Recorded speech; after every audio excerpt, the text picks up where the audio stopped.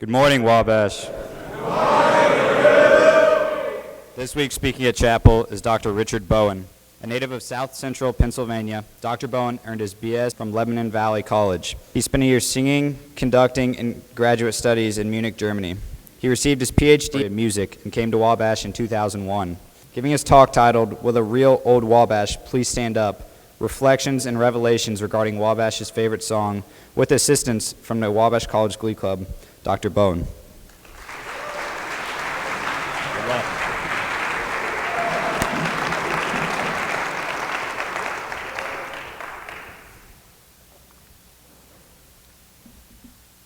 May I have your attention, please?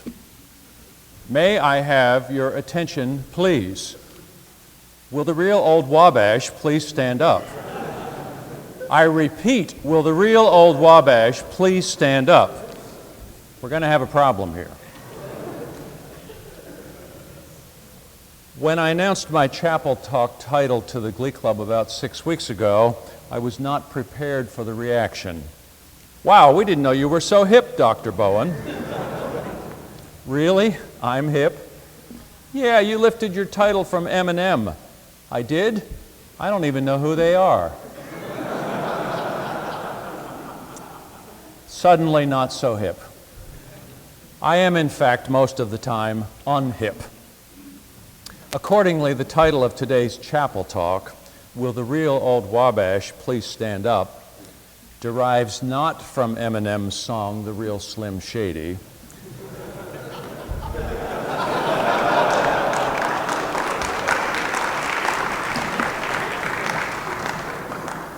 but from the television panel quiz show, "I've Got a Secret," which premiered in 1952 and ran until 1967 in its original series. Decidedly unhip. But I recommend that you Google it when you get a chance. No, it's the phrase after the colon. Every academic title has to have a colon, you know, a requirement. It's the phrase after the colon in today's title that deserves our attention. Reflections and Revelations regarding Wabash's favorite song. Our college song, "Old Wabash," has intrigued and fascinated me since my arrival here on campus 16 years ago. I have coached and conducted the Glee Club in its singing for more than 15 years, and I have borne witness to its presentation in a wide variety of other occasions. I've listened to recorded performances from as recently as last year to as far back as 1920, and I have accumulated a collection of scores, that is, print copies of Old Wabash, that also reach back to the early 1900s. I began my own teaching career in 1972.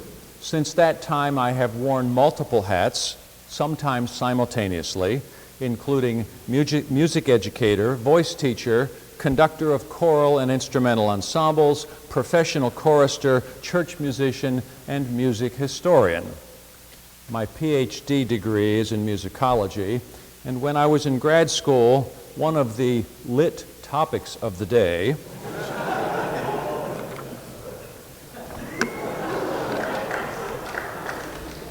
involved searching for the urtext of musical compositions.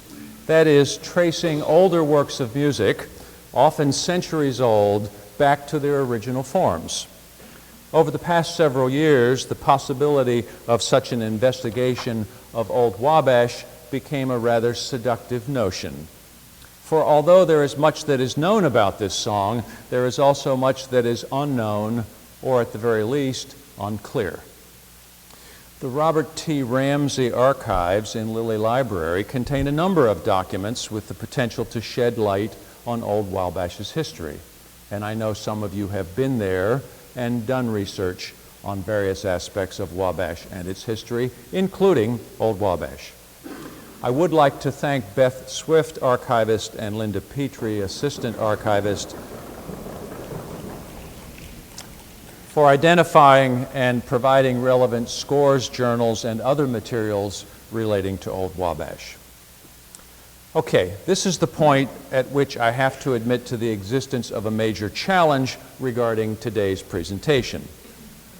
Parenthetically, don't call it a problem. Challenge sounds much better.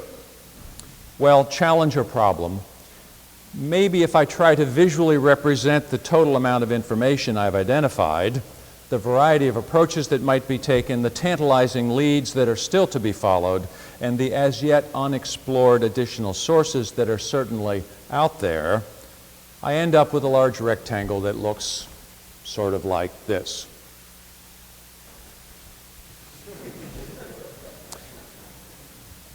Now, the amount of time it would take me to talk about this material is, on one hand, indeterminate, but I can assure you that it would take at least several hours. No, please don't run for the exits.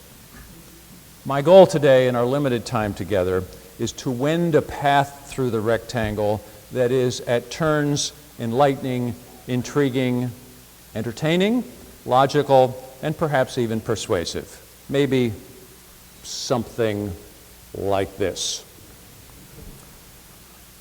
To begin, many of us have some idea of what I will call the basic story of Old Wabash. Music by Carol Reagan, 1901, with words by Edwin Meade Robinson, 1900. Some of us know a bit more, including the observation that in the mid-1890s, Wabash College offered cash prizes for a college song. Several prizes were indeed won by student composers, but the songs they wrote went largely unsung and unrecognized. Then in late 1899 or early 1900, Ted Robinson and Carol Reagan collaborated, wedding words and music to create Old Wabash. The prize was won, and the first public performance was Dr. Kane's inauguration as president in February of 1900 by the Wabash College Glee Club. Speaking of the Glee Club, thus far I've been using the pronoun I, but in truth, the real message of the morning will come from the members of the Glee Club sitting down here. Since this is a demonstration performance, we ask you not to sing along, but to listen carefully. And you have homework. When we have finished, I will ask each of you in the audience to vote for one of four statements. That is, which one of the four statements you believe to be true regarding this performance. So, Glee Club, if you will come forward, please, onto the risers.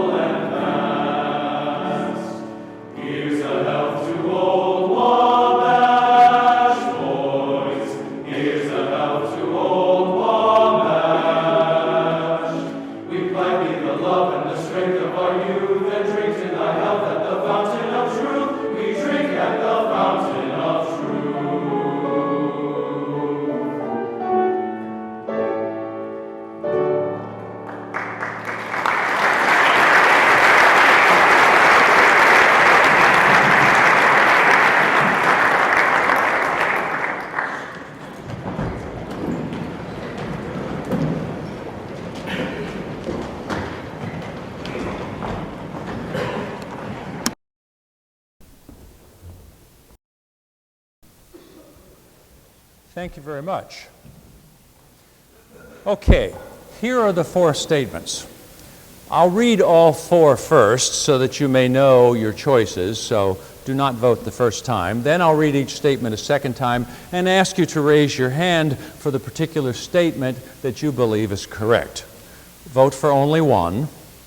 I apologize, we wanted to use iClickers, but my budget request was turned down. All right, statement number 1. This all but forgotten old Wabash was composed by Edmund Leonard, class of 1912. Number 2. This old Wabash was the first failed attempt by Carol Reagan and Ted Robinson. Number 3. This old Wabash was composed by Richard Bowen in August of 2016. Statement number 4. This is the real old Wabash. Okay, got that? Here we go. So, statement number 1, this all but forgotten old Wabash was composed by Edmund Leonard, class of 1912. Okay, I have about 4, 5, 6 hands. Statement number 2, this old Wabash was the first attempt by Carol Reagan and Ted Robinson. Wow, a whole lot of hands. Good. Statement number 3, this old Wabash was composed by Richard Bowen in August of 2016. Thank you. I was afraid I wouldn't get any votes. Statement number 4, this is the real old Wabash. Well, notwithstanding the support from the Glee Club for number 3, it's a kind of interesting counterweighting between the first attempt by Reagan and Robinson and the real old Wabash. Of course, both of those things could be true, right? Well, very interesting. This was not composed by Edmund Leonard, class of 1912. I don't believe there was, in fact, an Edmund Leonard, class of 1912. But it sounds, if you look like you know what you're saying, it's convincing, right?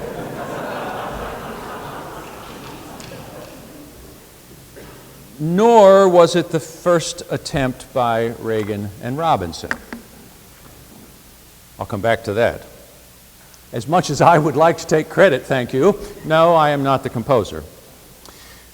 The printed music, which is indeed titled Old Wabash, appeared in the Wiatnan, Volume 6, in 1896, in a section headed Miscellaneous, with no attribution and no further commentary.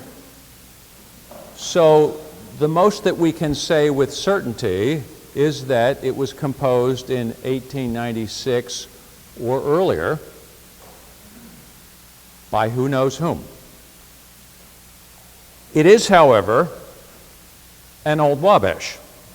So if by real one means earliest, then this setting might make a claim to be the real old Wabash. Such a claim, however, fails quickly on at least 2 counts. Number 1, it did not capture enough attention to ensure widespread performance, and 2, it was not designated as the official song. This honor went to Reagan and Robinson's composition later in the year of 1900. However, before we dismiss what I call the 1896 Old Wabash as a mere curiosity, there are a couple interesting points to be made.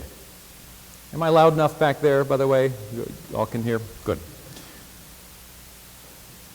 First, the final decade of the 19th century, the last 10 years, was a time of great musical ferment at Wabash College. In 1890, a college publication called for the formation of a Glee Club, maintaining that there were enough men at the college with sufficient talent and interest to do so. Less than 2 years later, in 1892, the Glee Club was founded. Throughout the 1890s, a number of songs of Wabash were fashioned by student composers, spurred on, no doubt, by the prizes offered for a college song. This ferment culminated in Reagan and Robinson's Old Wabash of 1900. Second, this 1896 Old Wabash is really a striking contrast to the one we are so familiar with. This earlier setting is musically conventional and as a result not terribly interesting. The first section moves in 3-count in a waltz time, while the vocal melody presents a number of musical cliches of the time. And so parts of it sound like a whole lot of other songs of the time as well. It is fairly easy to sing, at least the verse. The chorus, which shifts into 6/8 meter, that is, in which we have 2 beats that go ya da da da da da da da da da da da da, we should recognize because it's the same meter that Old Wabash is cast in. Ya da da da da da da ba bum ba bum ba ba ba ba bum, right? So we have essentially six pulses in a measure with 2 big beats, what we call 6/8. Those of you who have been in marching band probably remember marching to some marches like that, where it's da da da da da da back and forth. So this chorus, which shifts into this fast 2, is as a result livelier and a bit more interesting, but only moderately so.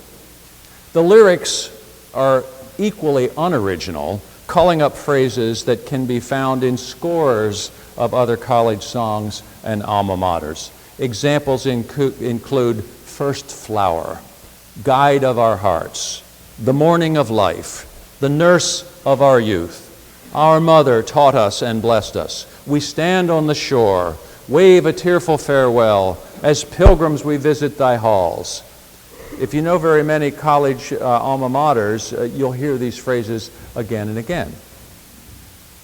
Still, I do find myself thinking about that lively 6/8 chorus, comparing it, as I said, to the opening section of our Old Wabash, and wondering if Reagan might have been aware of this earlier setting.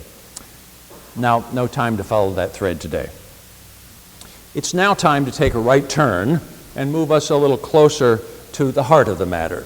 That is, Reagan and Robinson's Old Wabash of 1900. In doing so, however, we find ourselves confronted with 2, and perhaps more, challenges, or maybe even outright problems. The first has to do with the nature of songwriting.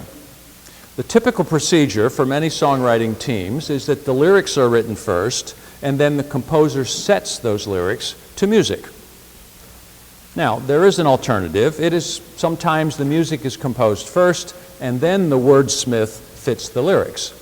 But even in this second scenario, the composer knows that he or she is composing music for a song, for a vocal piece.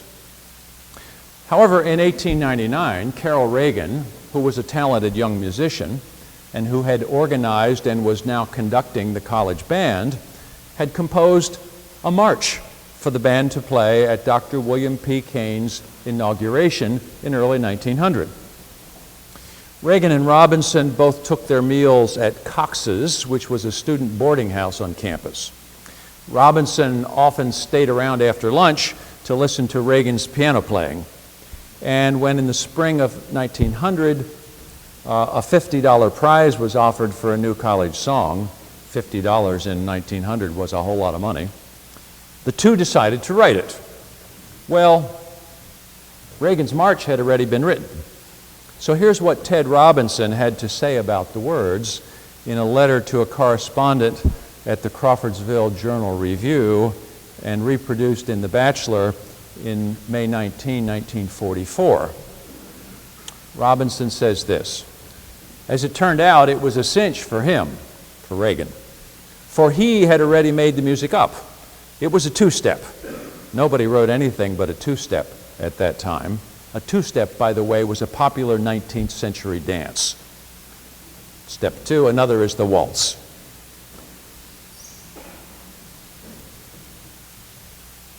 And as soon as I heard it, I knew it had the elements of popularity. I did not know then what I was to learn at once, that my job would be sheer drudgery. For this is what all writers of lyrics know, that the words ought to be written first, and the music fitted to them. To reverse the technique is to give the lyric writer a tough bit of carpentry. I smoothed it up as much as I could, but it was still rough and awkward in spots, and 40 years of singing have not improved it. But the music was tops, and the music was what got the prize for Old Wabash. I cannot remember that there was any great acclaim for the song at first, but I do remember this, that it was 10 years before I heard it sung for the first time, which I find interesting. So, the first problem was not only that the music was written before the lyrics, but additionally that Reagan's March was never conceived of as a song. It was a concert band march. And again, Robinson speaks of the difficulties he had in fitting satisfactory lyrics and admits that the final result was still rough and awkward in spots. The next difficulty is that of what we call transmission. No copy of the song Old Wabash from 1900 is known to exist. In fact, the earliest printed versions known to exist, by this researcher at least, date from 1915. More on that in a moment. We do know that the original key of the work was E-flat, which demanded, according to one contemporary observer, a range of voices possessed only by Carusos and nightingales. The original time was that of a two-step, entirely unsuited to a stirring college song. As it is used at present, the song is pitched in the key of C, in a lower key, and is sung with a dash and a verve, which typifies the Wabash spirit. Carol Reagan had this to say: "The music was first written for the college band, and that fact should be borne in mind when the wide range, change of key and time, and other features are considered. Byron Hughes of the class of 1900 had a lot to do with popularizing Old Wabash. He was the pianist for the Glee Club, and his skill in playing the accompaniment was largely responsible for the success of the number." So we don't have a copy of the college song Old Wabash from 1900. There is indeed a printed publication titled Old Wabash Two-Step, which is in the archives, and is dedicated to the Wabash College Glee Club, and with a copyright date of 1900. So far, so good, right? It is, however, a piano score, no lyrics, and given the overtly pianistic style and rhythmic structure, it's difficult to imagine being able to insert or include lyrics. The earliest Old Wabash with lyrics and music states, published by Wabash College, Crawfordsville, IND, period, as well as copyright 1915 by the Wabash College student body. It is set in the original high key of E-flat. Well, what does this mean for those of us for whom keys, scales, and vocal range are not immediately clear concepts? Well, let's talk about range for a moment. This is just a measure of the highest and lowest notes in a piece, in a melody. And many people who sing reasonably well, can carry a tune in a bucket, shall we say, can comfortably sing a range of an octave. Well, what's an octave? Well, so if I sing do, re, mi, fa, sol, la, ti, do, that's the span of an octave, the major scale. And that's a comfortable range. However, it does depend on where I start and end that range. So if I start my do low enough, I can get up to the top. If I start up here, for example, do, re, mi, fa, I run out very quickly. On the other hand, if I start in a low pitch and try to sing do, re, mi, fa, sol, la, do, ti, la, so, fa, mi, re, I run out on the bottom. So it not only depends on the range, but it depends on how it's sit, which is the key it's in. Well, so it happens that not only is Old Wabash, the do for Old Wabash is set at a relatively high pitch, but the overall range of the piece is not just an octave, but an octave plus the span of another fifth. In fact, it's as wide as the span of the Star-Spangled Banner, which we all know is difficult to sing beginning to end, high notes and low notes. Fortunately for us, the Glee Club T-Tones have spent the last 6 weeks learning this 1915 version. I'll ask them to come onto the risers right now and perform it for you.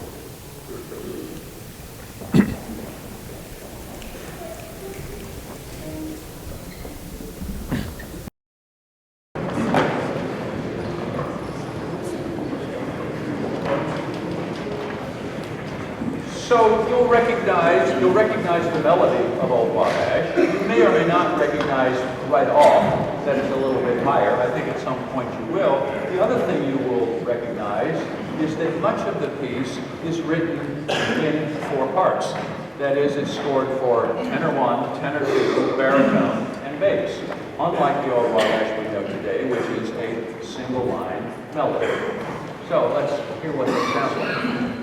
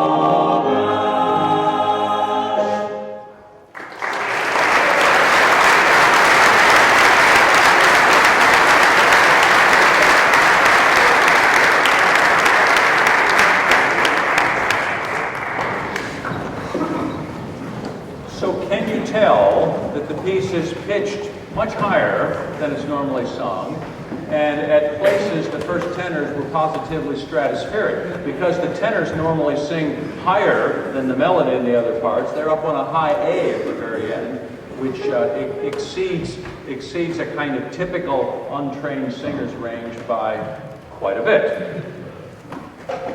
Okay. Plowing ahead. Did I? Okay.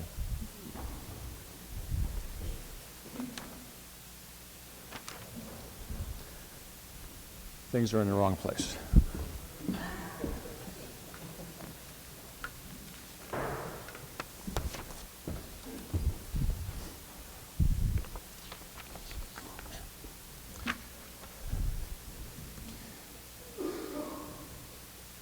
I don't know also if we had more time, which we don't, we always run out of time. If you noticed in the middle section, the basses have a rather interesting line as well, where they're kind of doing a commentary upon what's going on there and repeat the words. So the basses have this kind of walking bass line. Fun for the basses, but the T-tones have spent considerable amount of time over the last 6 weeks learning this version of Old Wabash, which is really difficult, especially when you know the other one to begin with. It would be easier if you started with a blank slate from nothing. So the other Old Wabash edition we have from 1900 carries this notation: revised and arranged by Floyd K. Russell. Russell also graduated from Wabash in 1915. His revisions included lowering the key, a minor third, to the present key of C, and altering the character from a two-step to what we call swing, the 6/8 yada-da-da-da-da-dum-ba-bum. Other alterations include several pitch changes or additions to the melody. There are, in addition, several errors in the music. It's not a particularly reliable copy in that regard. So, in order for today's narrative to make it to the top of the rectangle in the time I have left, I have to make a dramatic acceleration here. The Wabash College Glee Club today, as 116 years ago, continues to honor the musical values of Old Wabash and the memories of its creator. It has to be said that Old Wabash has continued to evolve over the years and in recent decades, with a tenor descant added in the 1970s and continuing refinements in the piano accompaniment in recent years as well. So have I managed to unearth the war text, the original setting of Old Wabash? Well, no. Is it likely that further investigation will be successful in doing so? Very doubtful. Does Old Wabash sound the same today as it did in 1900? Certainly not. In the future year of 2082, will Old Wabash sound exactly the same as it does today? You know, I kind of doubt it. With the emphasis on exactly, of course. Let's face it, our college song was cobbled together from unlikely materials, a concert band march to which lyrics were added, even though the result was, in the very words of Ted Robinson, still rough and awkward in spots. The more important question is Old Wabash a better song today than it was 116 years ago? My answer is a resounding yes. Both the substantial and the incidental changes to the music and lyrics are part of a natural process over time. Old Wabash remains today a vibrant, relevant, almost living organism that continues to occupy a vital place in the larger life of Wabash College and its students. If it had not changed, I wonder if we would still be singing it today. Is Old Wabash still recognizable as the song that was conceived 116 years ago? Is Wabash College still recognizable as the institution that existed here 116 years ago? Have both changed? Is this still the real Old Wabash? Yes, yes, yes, and yes. I'll ask the Glee Club to come up again. Before we present our final rendition of the morning, I would like to thank the Glee Club for their indispensable role in today's presentation. Cheryl Everett, the Glee Club accompanist, sends her regrets at being unable to be here today.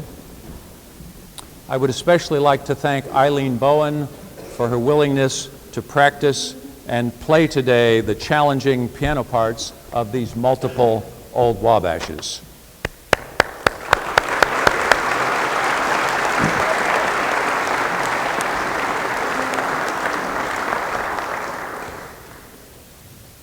Thanks to the Glee Club for the invitation for this presentation.